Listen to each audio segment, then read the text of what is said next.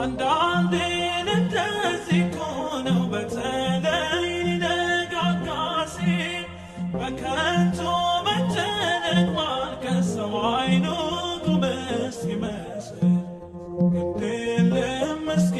ልቻለው ይቻላል ሁሉም በጌታ እንባዬን ከዓይኔ ያብሰዋል ይመጣል ማታ ማታ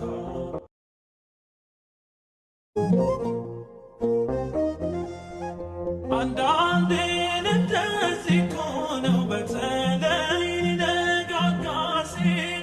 በከንቱ መጨነቅ ማልቀስ ሰው አይኑ